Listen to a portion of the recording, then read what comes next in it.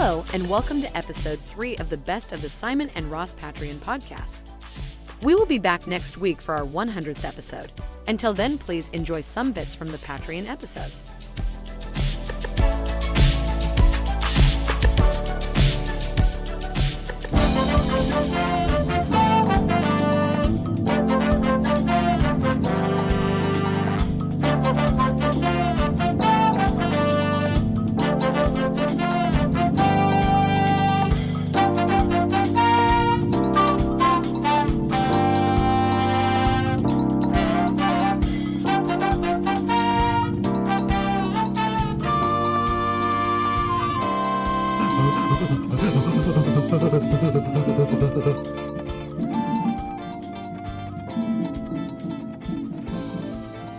So what do you think of the album?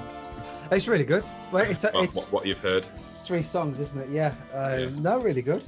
I listened to it the whole way around on the dog walk. Well, it got played today on Worldwide FM. And I had it on. I had my phone on listening to it, and then the DJ was like, the next song I'm going to play is the latest release through Hyde Park Book Club Records. It's Tempo Police from Leeds. They're this, that. Right. And then the song started. And then it cut off because someone from work was calling me. Bearing in mind, I hadn't had a call for about 2 hours. And as soon as it started, I got a call, so I couldn't even listen to it. But no, it's nice to see my band Tempo Police. It's if you're into sort of, how do you describe it? Samba, funk, dance, bossa, jazz, very dancey type beats. Some are our own versions of all the songs, and on the album there's a lot of mostly original. Well, no, actually, they're all original. Dressbara, Now and Rolling Out. Anyway, yeah, 90% original songs. It's out for it's released officially on the 21st of May, but it is available for pre-order now. If you go to www.tempo.feliz, that's Tempo Tempo, Feliz Feliz. So www.tempofeliz.bandcamp.com. You can pre-order the album now. There's 3 tracks available on there if you'd listen to, which Simon's been, I was going to say pleasuring himself with then. Yeah, I've got my phone to vibrate. Yeah, set it to vibrate and finish yourself. Ross, you've got to reassure me that on the EP you've done a version of Zambi. Correct. You have, brilliant. Although it's it's unrecognisable from the original. It's very, you wouldn't listen to the original and think it's very, very, very different to the original. I didn't know there's the original. Oh, yeah, it's not well known. That was for the advert, Ross. I was doing that. I was trying to make it natural. Okay. And Ross, can you tell me you've definitely done Nayo Enrola Nayo? Now Enrola Now, yeah. Brilliant. That's fine. That could only be topped off with a remix of Nabrisa. Nabrisa, yeah. Nabrisa, yeah. I'd say Now Enroller Now is when we were sort of trying to think of the name for the song. It's like you've got a dog called Enroller. Now Enroller, now. Come here, you Enroller, fucking hell. I was trying to do a proper advert for you there, Ross. Was that what that was? Yeah. But to anybody listening, your support will be greatly appreciated. Today is Bandcamp Day. Basically, if you pre-order it today, it waives a lot of the fees associated with putting something on Bandcamp. So the proceeds go directly to the band. So it's, the best way to do it, and the way that we see the most sort of support from it is from pre-ordering. When it comes out for release, that's when you've got various fees to pay and whatnot. So anybody who's open to pre-ordering, I think it's £6 on Bandcamp. Simon has given a preview a few rounds, and I hope bought it already. Yeah. So yeah, much appreciated. And bought it immediately. Tempo, what's it called? Tempo Feliz sound in my head. Tempo Feliz. Tempo Feliz. Think of it as happy time. What? Happy time. That's the sort of rough translation. I don't want to share anything with you when I'm having my happy time. So buy it now, ladies and gentlemen, on Bandcamp.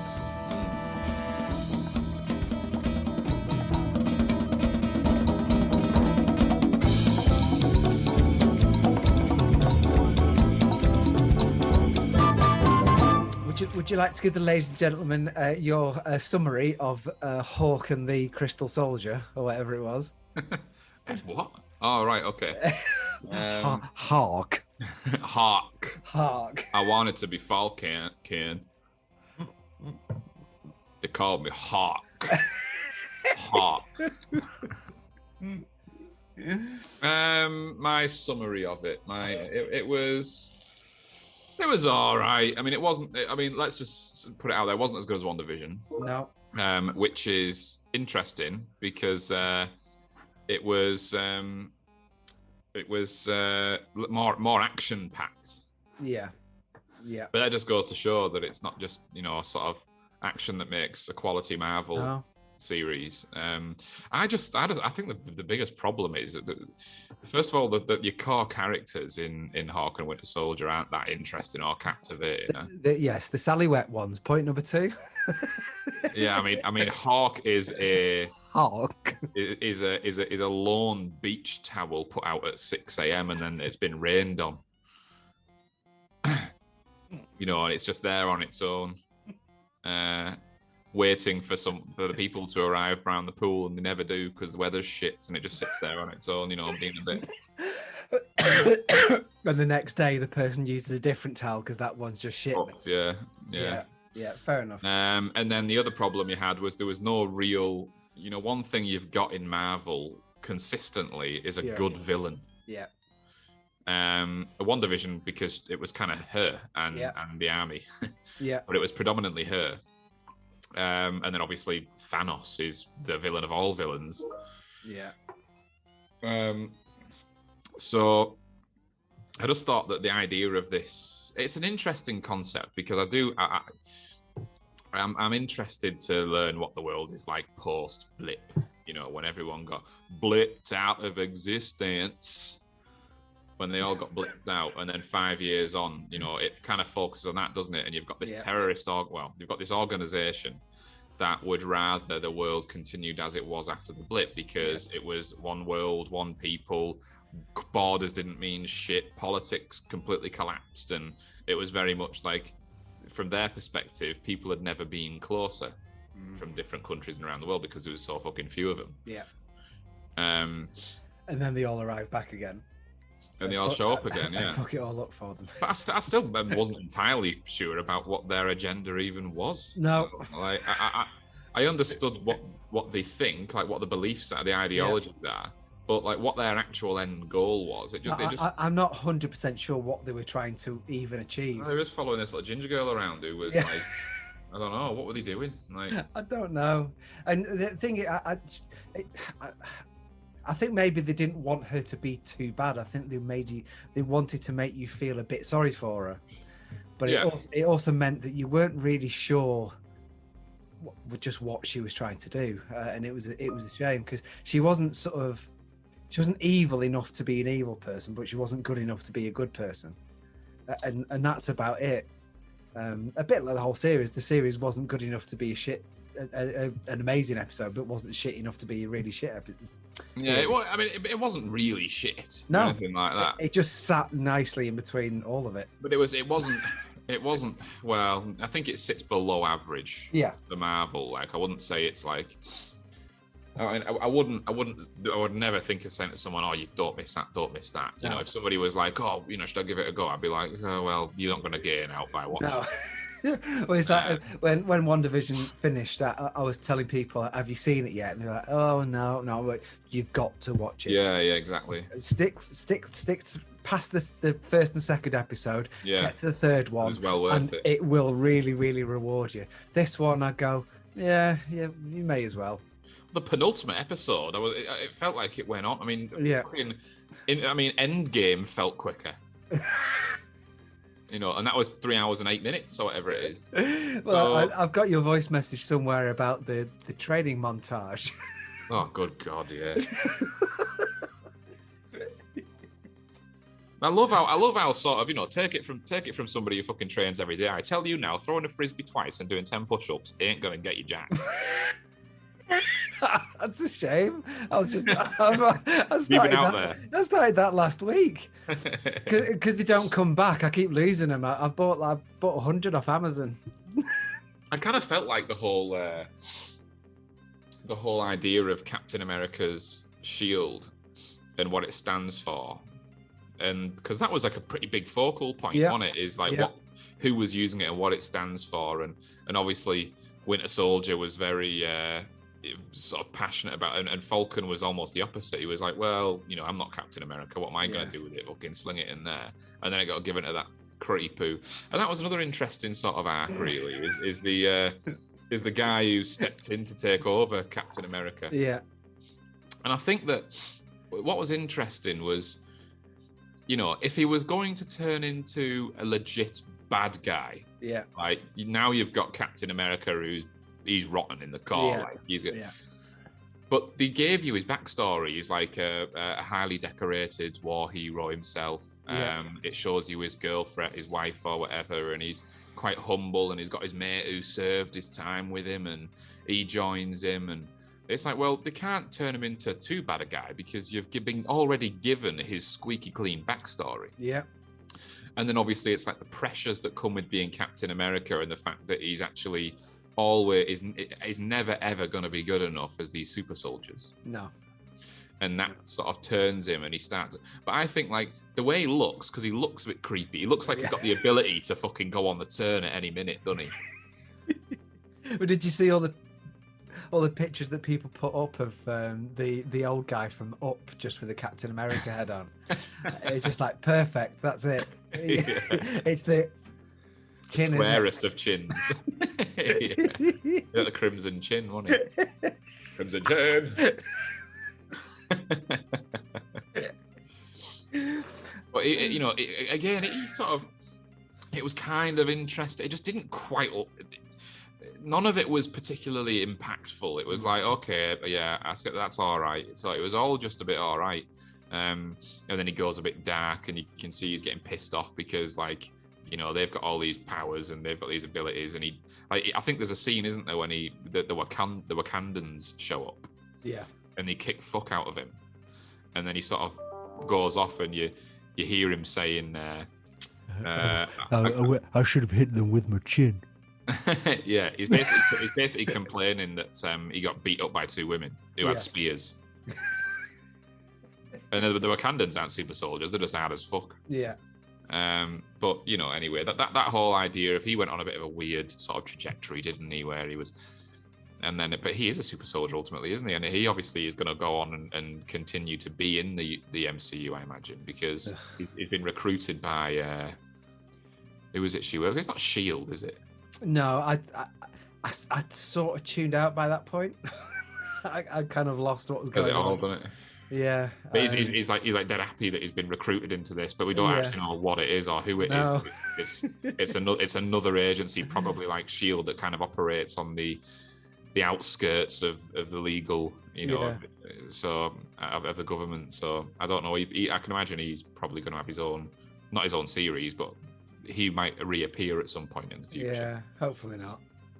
Yeah, I just don't like the idea of like dressing somebody up as Captain America, and I just think you're flogging a dead horse there. And I think the big reveal of what's the name, Thingy Carter, being a baddie at the end, rather than going, oh shit, I just went, oh, that's a shame.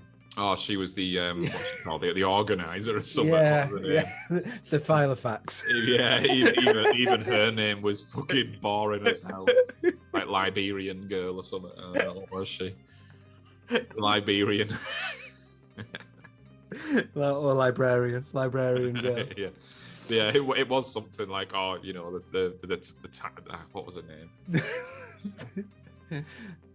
The important document shredder. Mrs. Like if she was a superhero, it should be like Mrs. Admin. It's just yeah. So I think it was a shame. It was a shame because I think we said this last time, but I was looking forward to that much more than WandaVision. I thought I was getting that out of the way just to watch the Hawk and Crystal Skull or whatever. What was it? Well, we were 3 episodes behind by the end. Yeah. That tells you everything you need to know. We kept forgetting it was on. Yeah. And on Friday nights, we always there's a couple of things that we know that's on that we like to watch on a Friday night, and we just kept forgetting about it. Whereas WandaVision, it was like, fucking, here we go. Yeah. Not that everything, I'm not going to sort of compare everything to another thing, but if you look at it as a standalone thing, it was just all a bit fucking damp for me. A damp hawk. No, I think genuinely, I think it would have made quite a good film if it had all been squeezed down to 2 hours. There was obviously some packing there, some filling out. Yeah. I think if it, I just, a lot of the people who were already in Marvel seem to be wasted and were just there to make you watch it. Yeah. Like I want to say Zagamoth is not, his name's not Zagamoth. What's his name? Oh, see ya. Evil and Preserve. Ming the Merciless. Who was at dawn? Yeah. What was his name? It was like Z or something. Yeah. I'm sure. Zemoth. No, it was Zemo. Zemo. Zemu. Rod Hull and Zemu. Frozen. Oh, so have you. I hope you've come back. I think it was like Zemo or something. It was Rod Hull and Zemu. But he's a really good actor. He was in Inglourious Bastards, wasn't he? Yeah. Daniel Brill. Yeah, and I do like him. He played. He was in Rush, and he played. Yeah, Nicky Lauder. And he was amazing in that. Really good. And he's a good actor. I've never not seen him in anything. Never not seen him in anything that he's been bad in. Yeah. You've never seen him in anything. Is that right?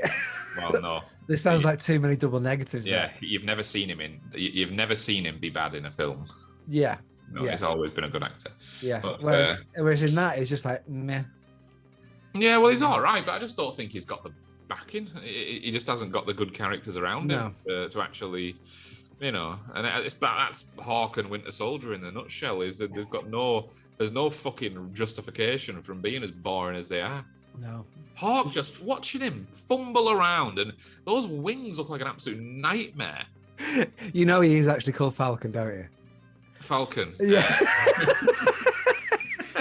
You can't even get his name right. That just sums it up, doesn't it? I've never been able to. And you know what? I thought it was Hawk this entire time.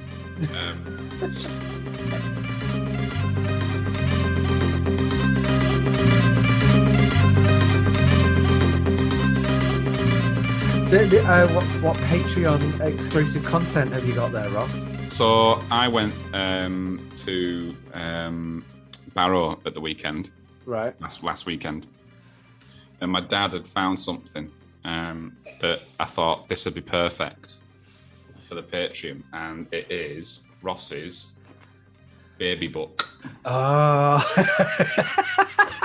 Oh, that's a new jingle I've got to make. And some of this will sort of paint a picture as to how the fuck I turned into what I am today. Is it loads of pictures of a little knobhead? But there was a particular bit that I thought would be good to read out.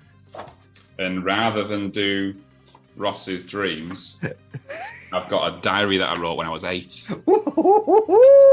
And it's from a holiday to Primrose Valley in 1996. Okay, here we are. Ross's baby dream. No. Oh, look at that. Ross's baby diary. Ross's baby diary. Ross's baby diary. Ross's baby diary. Ross's baby diary. Oh, look at that little knobhead. Oh, I don't know if you talked to me about your Halloween costumes. Halloween 1995. It's better than a bin bag. I was a vampire ghost. There's quite a funny typo in here where it talks about the, it's like Ross smiled at this age. He laughed for the first time, and it says, first time he climbed the stairs, July 1988. Well, I wasn't born until September, so that's pretty impressive. So you climbing the stairs inside your mum? I was climbing the stairs in utero. So, and there's loads of school reports and shit in there that are absolutely hilarious. I like writing poems, and I don't like sums. Common theme. So I thought it'd be quite interesting and funny, because I've read this and there's some hilarious bits in it, for the Patreon to read Ross's diary of our holiday to Primrose Valley in June 1996. And there's a little bit for every day. So, are you interested? Yeah. Keen on it? Yeah. Oh, just start talking. So, Saturday, 22nd of June, 1996.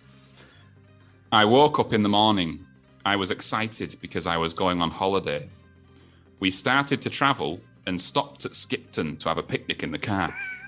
Then we had a look around. Devon bought a Barbie doll and a wand. Devon's one of my sisters.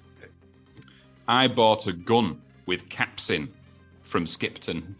Then I went to a disco and bought a sword, and I enjoyed myself. This is when I got to Primrose Valley.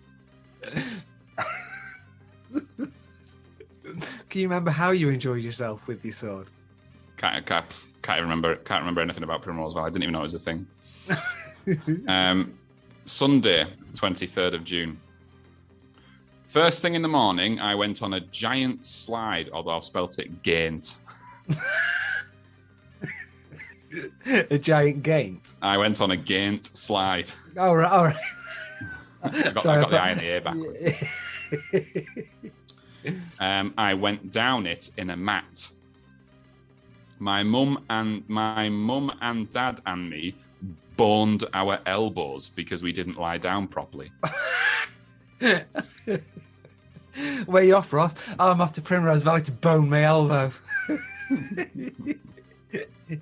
I played on the adventure playground. I went down the pipe and went sliding down.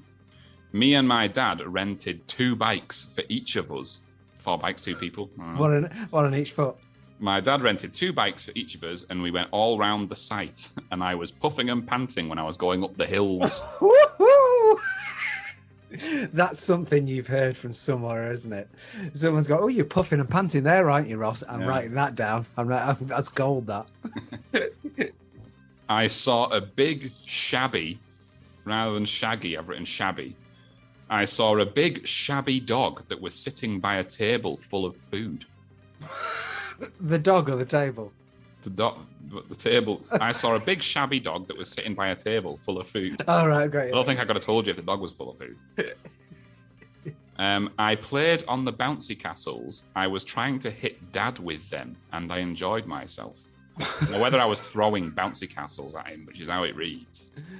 In the afternoon, I went to the swimming baths. I went down the slide and landed with a splash. Splash being in all caps. Right. So the pool was nice and warm.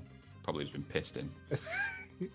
I went up the big end with Dad, and I couldn't touch the ground.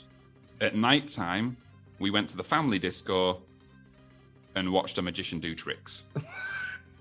Do you remember any of this? No. Not even the shabby dog? No, it's weird because I was 8, so I remember stuff before then. Yeah. But this obviously just wasn't a particularly memorable holiday. Monday, the 24th of June, 96. In the morning, while Devon and Ellis were at Jungle Gyms, me and Dad went to the wrestling match.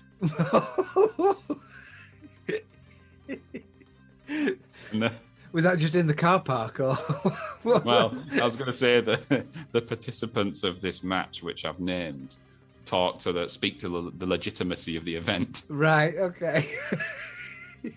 So me and Dad went to the wrestling match. It was Steve and Andy versus the Undertakers. The Undertakers? The Undertakers. Right, okay. Against Steve and Andy. Steve and Andy. The window cleaners. Worked in the fish shop at the weekend. It was Steve and Andy versus the Undertakers, and the goodies won. So which one were the goodies? Probably Steve and Andy. Yeah. Passing out business. Steve and Andy. Steve and Andy. Yeah. Solid people. In the afternoon, not like the Undertakers. In the afternoon, Dad, Devon, and I rid a boat, and I crashed it because I'd never done it before.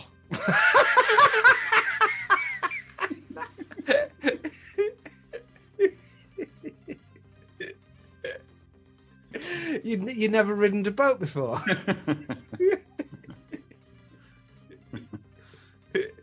At 8. Then all of the family went to the adventure playground. I went on a toboggan run, and I went really, really, really fast. Oh, was that in caps as well? No. No, can't be that fast then. At night, after tea, all the family went to a clubhouse and listened to the music. Devon got her face painted, and she looked like a purple cat. When Ellis saw her, she wouldn't stop hugging her. Tuesday, the 25th of June, 96. This is the bit I can remember, actually. Well, I can remember the first line. Right. In the morning, I went to Flamingo Land. Right. Me and Mum went on the roller coaster. We went upside down, and I liked it.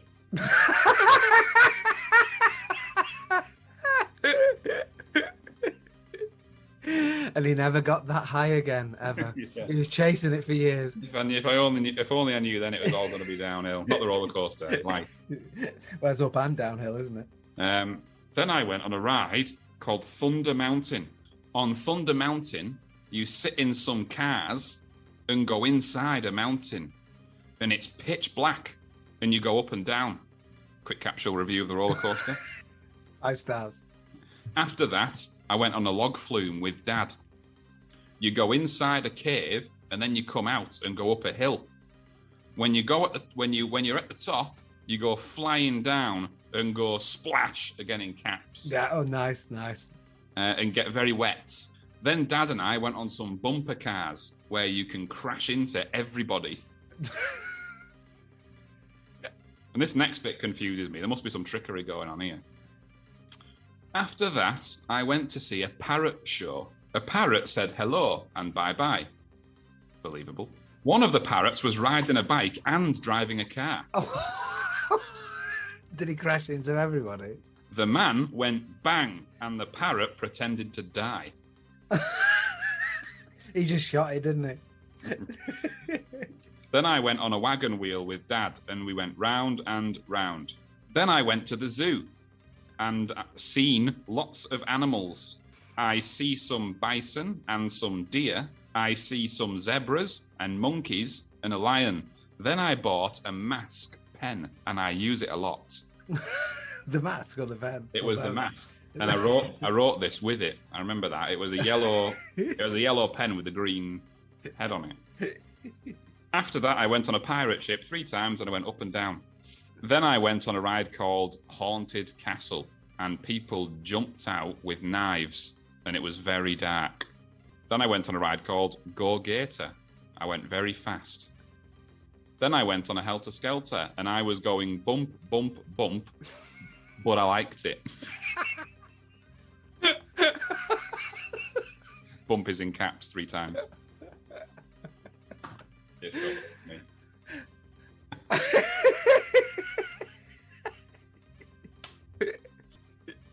But I liked it. I like it. I like it.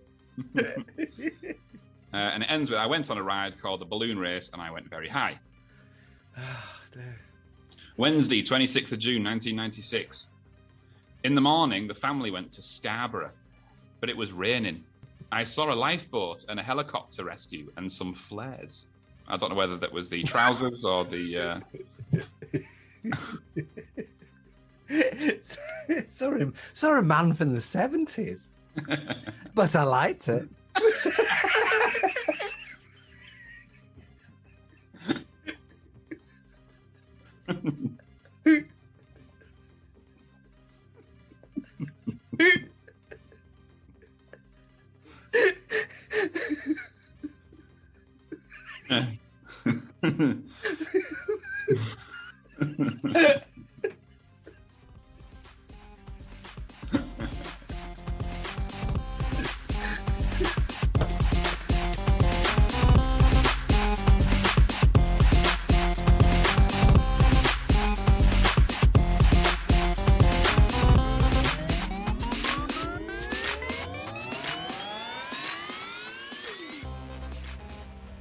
I was going to say, actually, how do you feel about... have you ever had Mangozo beer? Don't know. Mangozo beer is that... it's Indian mango beer. Right, okay. And it's fucking unbelievable. It is the most refreshing beverage you've ever drank. It is absolutely... If it's got mango in it, I'm in. Well, I was going to say, you can't buy it in supermarkets. You can only buy it when you go to like a restaurant and they've got it in bottles. Restaurant. Yeah, but you can order it online. But you've got to order it by the case, and I think it's about £35 for about 20 bottles. Right, It's not cheap. So I was going to ask if you wanted to go halves in for when you came through. Yeah, that's fine. But it's fucking it's special. Jesus Christ, it's special. It was my first beer in it, when me and Fatima went to Prashad's a couple of weeks ago. Yeah. Just behind me. We went to Prashad's and I had a bottle of Mangozo, and with the meal I was eating, and I was like, oh my God, this is just a perfect combo. And I was like, this is just the ultimate in refreshment.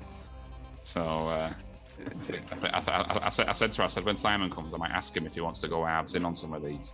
Yeah, definitely. But they're just difficult to get hold of. What's it called? Mongo? M-O-N, Mon. Yeah. G-O-Z-O. Mangozo. Oh, coconut fruit beer. They have different. There's the mango one that we want. Banana fruit beer. Mango fruit beer. Master of malt. Whew, yeah. £2.85 a bottle. Yeah. I've seen that. Where have I seen that? Yeah, you might have seen it in restaurants and stuff. Yeah, maybe. Never tried it though.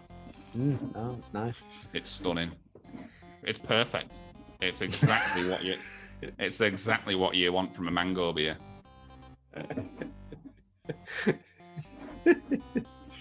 What? Nothing.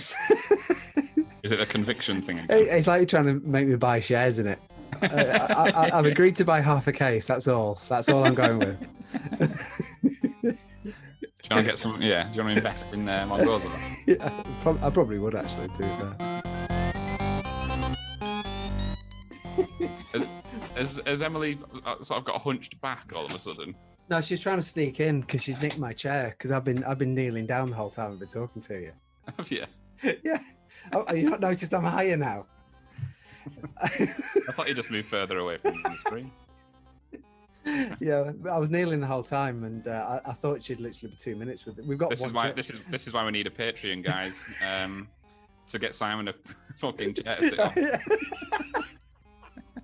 And if that takes off, we'll get him a bed to sleep in and possibly some toast to have for breakfast of a morning. I mean, instead of the Patreon thing, if you just want to send me IKEA vouchers, that's just as good.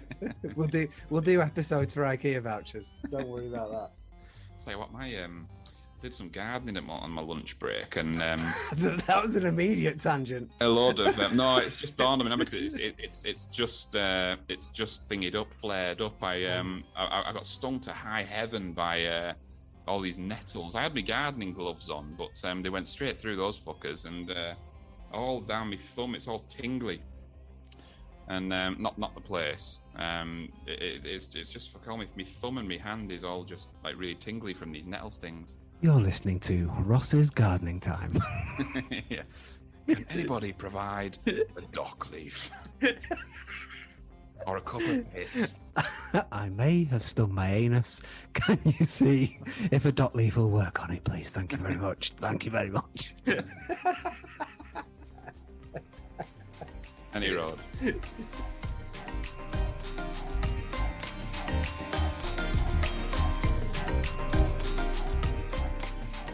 That makes me worry, because my arsehole's always giving me jip. Like, it's never. I never feel like it's quite right down there. Anything below waist is an absolute fucking pointless to me, to be honest. The only thing I've got is I've got fantastic quadriceps, but me balls look like the sort of inside of a Dr. X action figure, and my ass is my ass is just always up to something odd. A naughty little ass.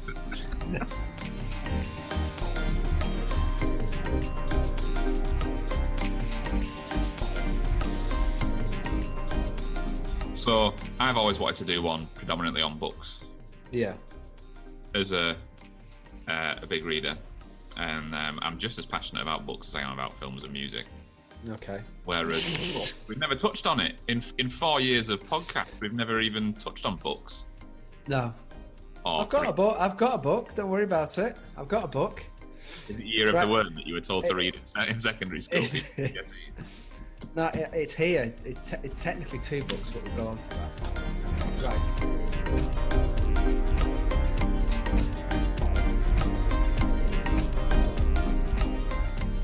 All right. Well, I want to talk about a book that's been really, really important to me. Right. For Are we going straight in? Going straight in. Oh yeah, what I talk about. Right. Okay. All right. Yeah. Could at least spit on it first. I've been. I'm not taking it out for dinner. Give it a spit. Just give it a spit. So this, there's books that come and go, and there's, I've always found that I go through different phases of the type of book that I like to read. So, for example, like when I was at the University of Derby, my girlfriend at the time was at the university in Lancaster. And I used to go through sort of every other weekend, and I used to love the Lancaster Market Day. And in that market, they essentially had 2 book stalls, and they were side by side. Like different people ran them, and one was classic literature, and one was sort of everything else. Really, it was just your more modern stuff. You'd find a lot of sort of James Patterson and Stephen King and Clive Cussler, and it was all sort of more modern. And I used to every fortnight I used to buy one book from the modern book stand of an author that I'd never heard of, and one from the classic book stand, because for a long time I collected classical literature. I used to try and find the oldest edition of a book that I could find, which leads me on to another interesting fact is on one of these such days, I was at the classic stand talking to the owners, and I found an original version. This isn't the book I'm going to talk about, but it's quite interesting. I found an original version of first edition of Robinson Crusoe, Daniel Defoe, which was 93 or 94, I think. That's how much he charged you? No. Well, that's the thing is I picked up this book. And I looked at it and I thought, Christ, this is old. And I looked through and I opened it and saw that it was a first edition. And I thought, I'm not going to make a big deal of this, because if it's priced like the others are. So I just said to the bloke who was on the stall, I said, how much for this tatty old piece of shit? Yeah, I paid £1 for it. And it's actually valued. Every now and again I go online and see what they're selling for. And at the minute, I think it's valued at just over £1,000. Wow. For a first edition Daniel Defoe. So I've still got that, and because of how old it is and because of how brittle it is, I actually chose to not read that version. So I bought a reprint just so I didn't risk damaging. Because I'm not kidding you, you almost need tweezers because the pages are that thin and brittle, and the spine is worn away a little bit. It's like I don't want to risk damaging it any more than it already was. So I've got that in a bag with the rest of my books, buried at the bottom, safe as ours is. And then I bought a newer version to actually read. So that's the first point. But that brings me on to the book that I want to talk about today, where I think everybody knows this story. You can try and guess what it is, Simon. Right. Everyone knows this book. Everyone knows the author. Everybody has come into contact with this story in some shape or form. I've read it, I don't know, 4 or 5 times in different versions. So many stories have stemmed from this story in terms of the type of characters that are in it. There's films aplenty, different versions, stage shows. It's one of the greatest stories ever written. Oh, is it the Bible? Yeah, brought to life by Mel Gibson. It's far more in the Bible than just Jesus. Thank you very much. No, it's not the Bible, no. Are you anywhere near it? No. Charles Dickens. So, A Tale of Two Cities. No. The Pickwick Papers. No. David Copperfield. No. Little Dorrit. Bloody hell, how are you going through these and you haven't touched on one of his best works? Bleak House. No. Bleak House. No. No, that's a good one though. You've already said sort of my top two. Nicholas Nickleby. No. It's still going from memory. I'm not looking at any lists or anything. I'll explain why you keep looking sideways. I'm looking at the coffee pods. The Have you coffee got them pods are on giving me. Have you got them all written on the side of your fridge?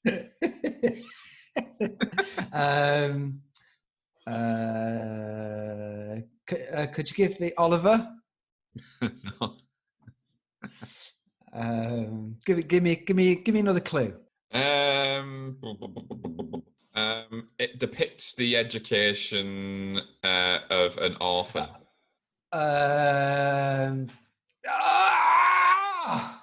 Called Pip. Great Expectations. Yes. Right. So if I had to, obviously I've spent the last few days sort of thinking about if I'm going to talk about the first book that I'm going to bring in. Yeah. What would it be? And if somebody sort of said to me, if somebody said, what's the best book you've ever read? I don't know if that wouldn't necessarily be my answer, but just based on how important it was to me, and even back when it was one of the books that made me want to write books, even though I'm yet to ever write one, it certainly it sparked my creative writing hobby. Yeah. And it was a big part of why I decided to do that type of thing at college and at university as well. My grandma loves Great Expectations, and she used to talk to me about it when I was a kid, when I was actually too young to really understand it, I feel, and appreciate it for what it was. All of the characters in Great Expectations, you can see where they all, there's so many authors that have used those types of characters to make other stories. So, Estella, if you remember Estella, the girl, the beautiful but cold Estella. Yeah, that he sort of chases after for ages. And yeah, and then you've got Miss Havisham. Yeah, you've got Magwitch, Pip's dad. Well, not his real dad, but it's all of these characters are recurring in so many stories. Yeah, I mean, it's probably not released. How old do you think it is? Great Expectations. 1875. Not far off. 1861. Ooh. And it was, it was originally released as in volumes. Yeah. And it was actually the 13th book by Charles Dickens. It wasn't like he wrote that, everyone fell in love with him, and then he started. I mean, my top three, if we don't include Christmas Carol, my top three would be David Copperfield, Bleak House, and Great Expectations. Yeah. Those three stories that those are the first three Dickens stories that I actually read and loved. The Old Curiosity Shop is another favourite of mine. So, yeah, I mean, I without going on a big... I mean, have you read Great Expectations? You must have seen maybe a film? We did read it at school. And obviously you were supposed to read it yourself when you got home, and I never did. But it was... When it got to the end and you found out who had given him all the money, I just thought, I'd almost even forgotten that character existed. He's not in it for that long, is he? At the beginning, is it? And then everything happens in his life, and so many years pass, and you just forget. And I don't think there's another reference to him until that point, is there? Very scary scene, actually, when when he follows him into it's a very famous scene in the graveyard. Yeah. I remember and we watched it. I think we finished the book and then we watched the film after. I think it had Michael York and James Mason. My name is James Mason. That's Bob Dylan. Yeah. My name is James Mason. No, that's Bob Dylan. I'll leave all this money to you. But no, it's to you. but yeah, I remember it's them two, and like I say, at the end when and also that I think the fact that you don't really know what's going on with Miss Havisham either, do you? They don't. I don't seem to remember it massively explaining why. It just sort of said, she got stood up at the altar, sort of thing, and that's it. But you still don't know that much about her, even at the end, do you? No. And you do when you're reading it, and it keeps going on about this benefactor, and you sort of, well, it's her, isn't it? She's obviously a lot nicer than we realised, or she's been portrayed, and she kind of feels sorry for him. But obviously not. She's just a bitch.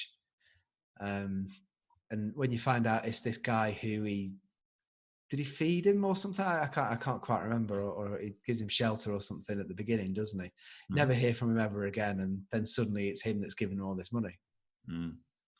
Abel Magwitch. Yeah. So no, it's a really good story.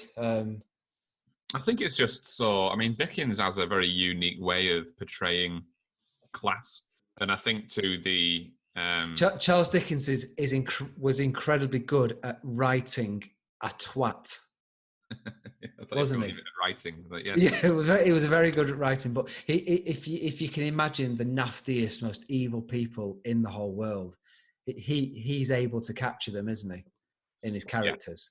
Yeah. And you almost think, why are they this nasty? He hasn't done anything, or even all through his books. I remember in Oliver Twist, and who did Bill Sykes, just a nasty man, isn't he? He is. And you just think it's relentlessly awful. Yeah. And and eventually ends up killing Nancy, doesn't he? And you sort of think, why? And you don't really find out why either, do you? He's just a twat. Yeah, I think poverty is quite a big theme for Charles Dickens. Yeah. And is the places that his characters come from and their rise and in some cases fall. He just portrays. I mean, even there's certain books that have. Even the illustrations. I do like a picture book. You've never read the pop-up version of David Copperfield. And just the way his characters are so vivid, the depth that goes into them, and like I say, they've been used time and time again in other stories. I mean, all stories essentially come from Russian fairy tales, so there's a lot of the roles associated that every good story is supposed to have. The good, the bad, the mentor, the various roles that each character is supposed to play for the progression of a story actually originates largely from old Russian fairy tales. And likewise, I think the characters that Dickens created, there's a lot of people that take ideas from that. But I don't think anybody really could portray the themes and put across the themes like wealth and poverty and love and rejection and good triumphing over evil, and he just did it in such a way with so many books that not many authors can really do as well. I'd also say, obviously you're more up on it as well, but just because I'm gonna shut that fucking door. It's like they decide that they see me sat by this computer with a microphone, and they start fucking soaring outside again. And the Staley Bridge Carnival kicks in. I don't live in Staley Bridge. I live in Romilly. Staley Bridge is 8 miles that way. What's saying? Oh yeah, just because. Don't ever suggest that Simon lives in Staley Bridge. He gets very, very sensitive about it.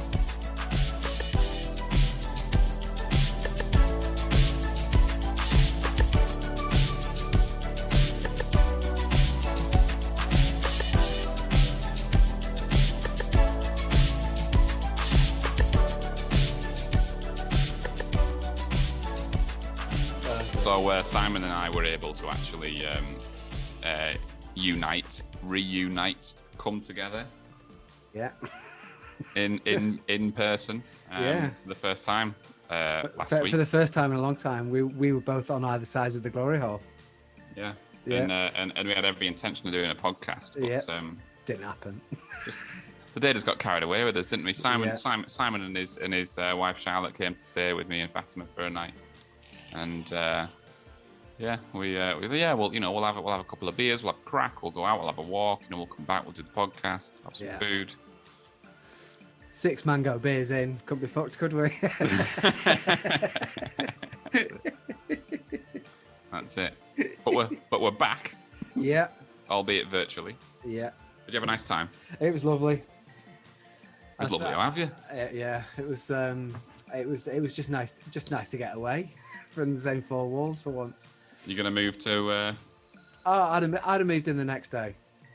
I'd have moved next door to you the next day. We could have had adjoining offices or sheds, and we could perfect glory hole territory. Exactly. Yeah. And this do is force a hole through, and believe me, when I'm in the mood, I don't need a drill for that. They don't call you Ross the Human Drill Skerm for nothing, do they? I go in and look at it, scratch me head up. It's a single thrust job. This. Bang. Straight through the plaster. Straight. So if I did it now, I'd knock R2D2 flying.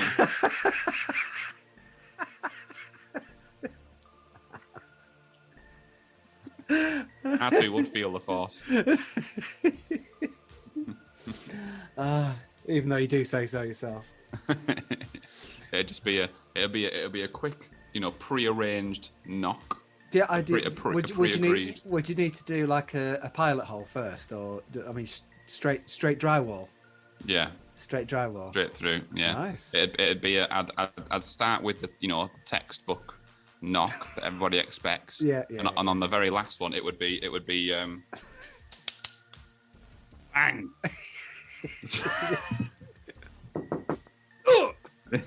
Yeah, or it would be, given the current sort of sporting situation, it would be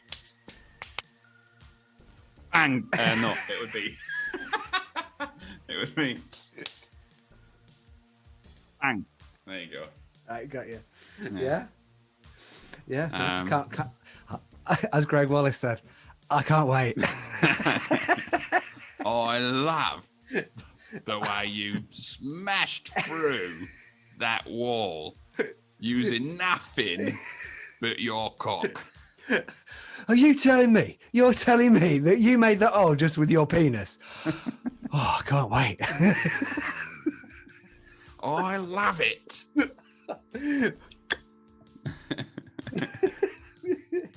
If I may go in for another mouthful.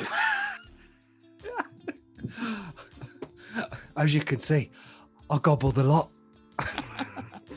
I'd eat the lot. Sorry, Monica. There's none for you this week.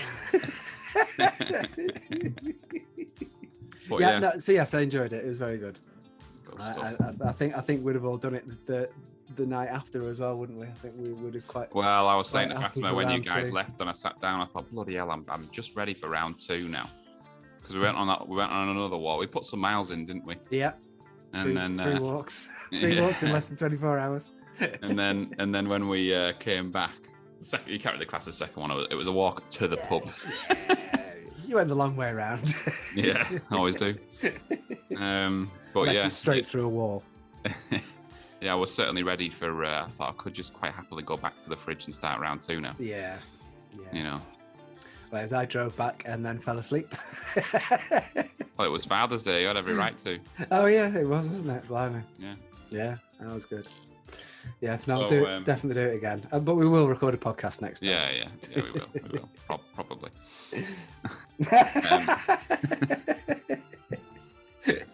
So, with weekly hot topics. Ross's Patreon hot topics. Started watching Loki last night. Oh yeah. Have you, presumably you're up to speed with it? The only one I've not watched is last night. What day are we on? Yeah, last night. Yeah, I was going to say we only watched episode 1 last night. I could not believe what happened last night. Oh, I'll tell you. Well, it's good. It is. I enjoyed it. It's good. It's not right. I quite like, when it's clearly set sort of in the future, but the technology still looks really old. Yeah, I like that sort of shit. It's like steampunk, like Star Wars. Yeah, That's exactly yeah, how yeah. it is, isn't it? But that was sort of it was like that's what they imagined it to be like. Yeah. In however many years time, whereas in Loki, it's like, well, we know what that shit looks like. It doesn't look like that. No. But it's like that steampunk vibe, isn't it? Yeah. Yeah, I guess in a way it is. But Definitely. I quite like that. But I do think the one thing that I think Tom Hiddleston is shit at acting is laugh acting. When he goes, and he did it a lot. He did it a lot in episode 1, and I didn't say anything. And I've only been thinking about it today, really. But I thought there was something grating on me, and I was like, what is it about? Because I've got no issue with Tom Hiddleston. I like Loki as a character. Yeah. I've been looking forward to this series, but there was just something grating. I was like, what is it? And then it dawned on me. I was like, it's that fucking laughing. He's shit at acting a laugh. But is it not that Loki most of the time when he's laughing is being sarcastic? Is that not part of it? That's kind of how I thought. But well, he does sarky laughing and he does real laughing, and they're both shit. He so can't. You heard it here first. Tom Hiddleston can't laugh. Because he also does nervous laughter. Like when he's got the whole range, hasn't he? Yeah, but that's all crap. It's all.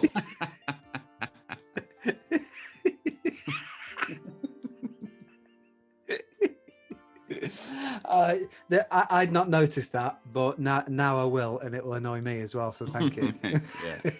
So the first episode was good. Yeah. I've also had quite. I'm. By the way, this is probably going to sound to the viewers like, "Fucking hell, is Ross going to show?" I'm trying to pick up the slack here. I'm trying to give Simon an easy time. Yeah. So I'm just here laugh acting. That's all I'm doing. Yeah.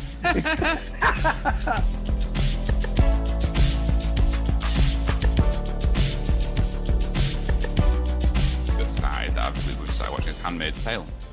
Yeah. Have you watched it yet? Nope. Oh, for fuck's sake. Why? It's quality. Why not? You don't like the answer to that question, so Yeah, true. Because everybody says it's good. Yeah. And everybody says I'd really like it, and it's right up my street. You would really enjoy it. It's a little bit sci-fi. It's a little bit this, and it's very clever, and it's just like, yeah, you would love it, Simon. Right? Okay. Yeah, I'll give that a miss. Yeah, it's specific to your. If I was to sum up your thing, it would be Handmaid's Tale. Yeah. Which means I run a mile from it.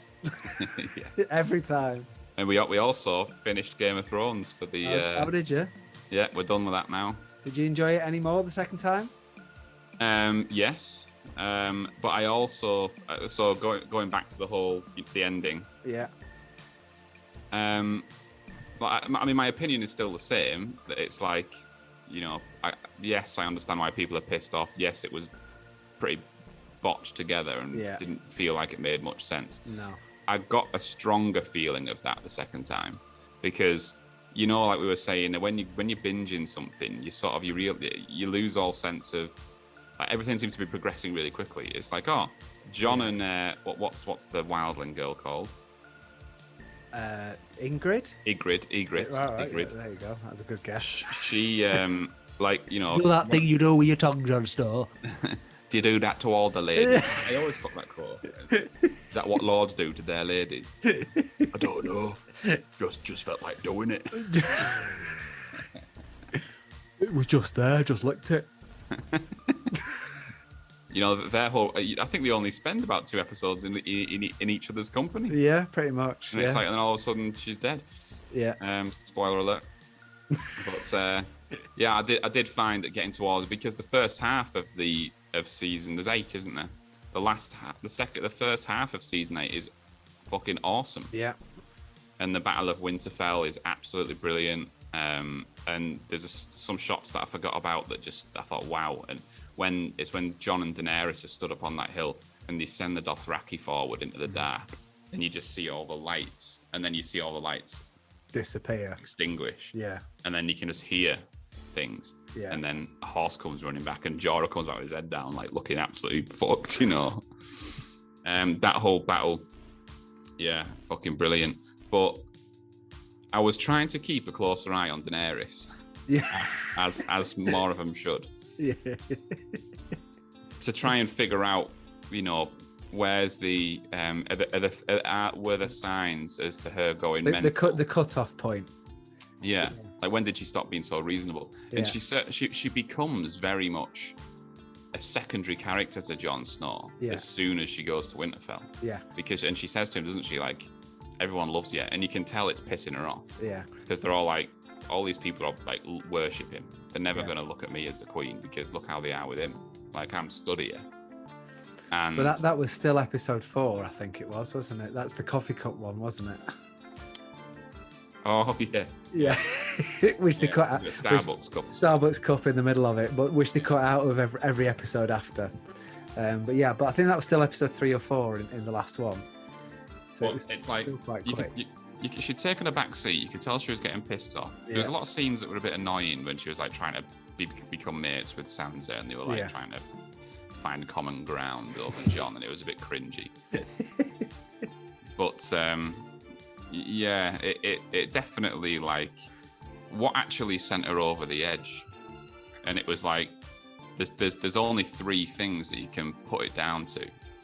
There's losing 1 dragon, losing 2 dragons, and losing Missandei.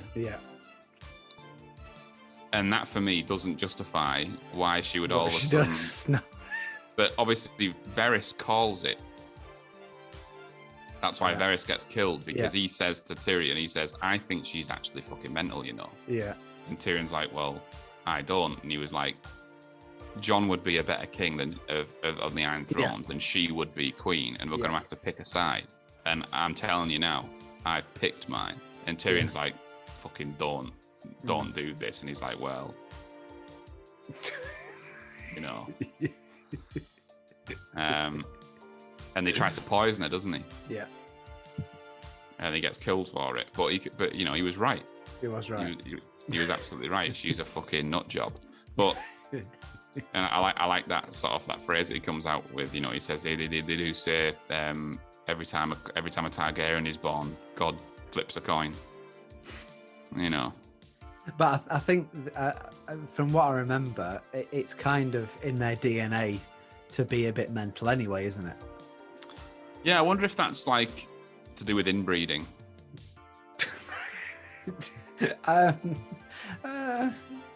Most of the rest of the characters in Game of Thrones are all inbred as well, so you know they're not going mental.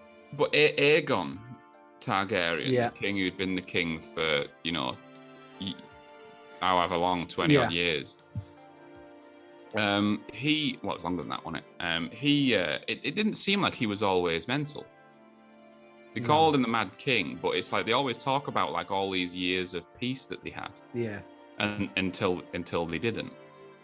And then that's when Robert Baratheon and Ned Stark rebelled. Yeah. Oh, were they talking about peace during Robert Baratheon's time? It didn't sound like Aegon Targaryen was always mental. But then, I didn't get that. Could you try again?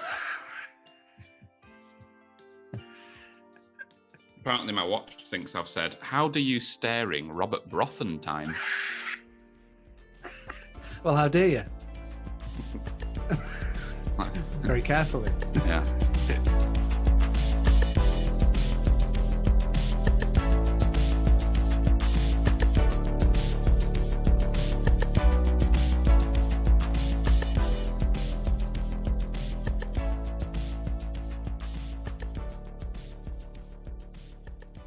They called me hot.